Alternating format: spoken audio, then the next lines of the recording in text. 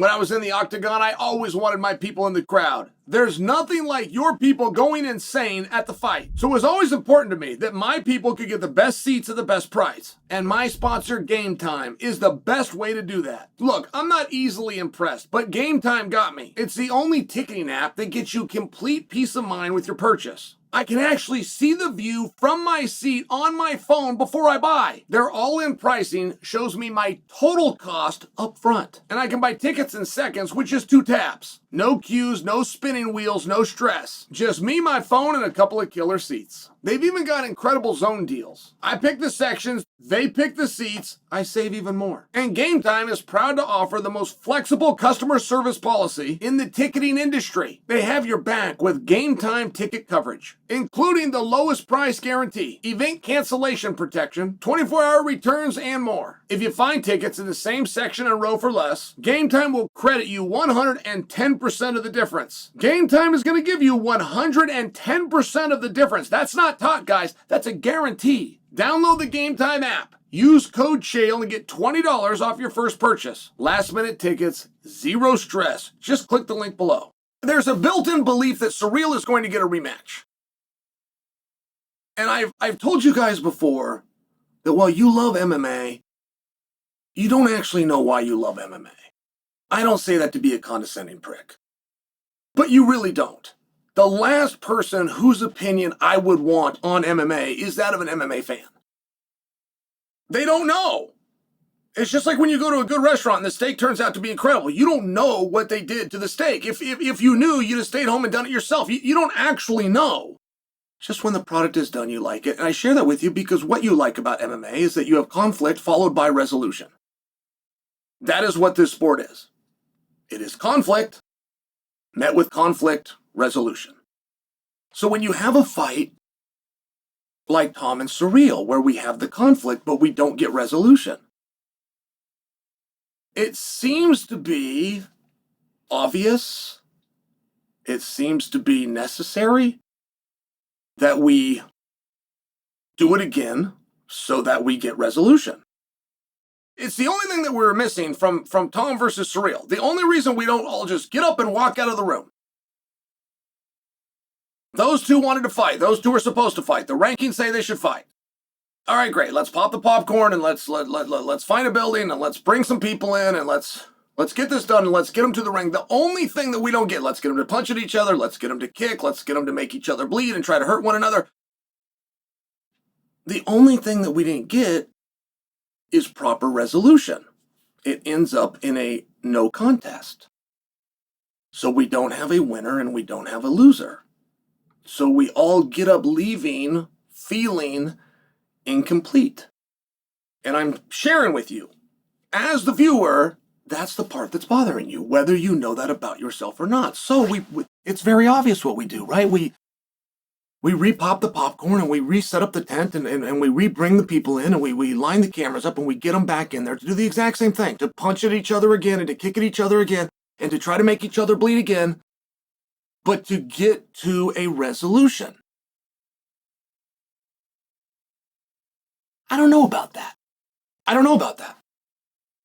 You have Jon Jones, who is taking some very aggressive shots at Tom Aspinall. Jon is feinting. At a minimum, he is feinting. He is giving the appearance that he wants to fight Tom Aspinall. Now, I believe that he does, but there is a security blanket.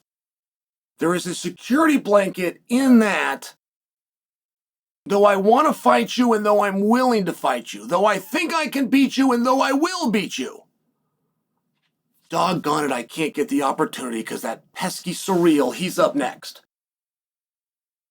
And there's something about that that's very frustrating. I've had guys do this to me. I have called guys out before. I have put my finger in their chest and they have not said a single word until I had a bout agreement with somebody else. Until a press release comes out, Chael's busy. And the moment Chael was busy, that is when the challenge and the call-outs and the heckling that I did finally gets responded to. And I got to take Jon at his word. I'm on Jon Jones' side. There's not a lot of times in life that I've been able to say that. I'm on Jon Jones' side. Jon Jones would like to return for the championship that he never lost. He would like to return to the rankings that currently do not have him ranked at all. Nowhere in the top 15 is Jon Jones. That borders on being criminal. I mean, that borders on being the opposite of transparent. I don't believe that the rankings committee electively and without collusion and conversation did not put Jon in the top 15. I believe Jon's name has not been submitted to them. I believe when they sit down to put out the rankings at 9 a.m. on Tuesday morning, none of which any of us knows who does that or what that process looks like, I don't think they all collectively came to the same opinion, which is Jon Jones doesn't belong in the top 15. I don't think that Jon Jones' name is being submitted to them. I would like to know why. I'm highly curious of that. But here we've got Jon Jones, and he's got a little barrier of protection, which is allegedly Tom is going to fight Cyril. So you can go and do and say whatever you want because you're not given the opportunity to fight him. That's a scumbag move, but that's a cowardly move. And in all fairness, for anything that you'd ever like to say about Jon Jones, I don't think you can paint him a coward. So if Jon is in fact sincere, and the time is now, and he would like to return for the championship that he was never beaten for, the mere fact that we don't have resolution between Tom and Cyril doesn't seem like a strong enough argument to me. It just doesn't. Now, I don't have all the information. I'm aware of that. I don't know how close we are to getting Alex, Pierre, and Jon Jones. I know at this time 1 week ago, we were not even interested in Jones versus Aspinall. We had all gotten up and we'd moved on. And we wondered what was going to be next for Tom when he got done with Cyril. And we understood Cyril would likely get a rematch if Cyril was to beat Tom, but that isn't, in fact, what happened. And we're going to redo the match anyway. We're going to redo the match that nobody asked for in the first place. It would be a big fight, and there would be a lot of interest in it. And there are more people today that would like to see Tom fight Cyril than there was 1 week ago. But they can still fight. It seems like if you have a willing Jon Jones who's raising his hand and saying, put me in, it seems like something you'd have to give a fair look at.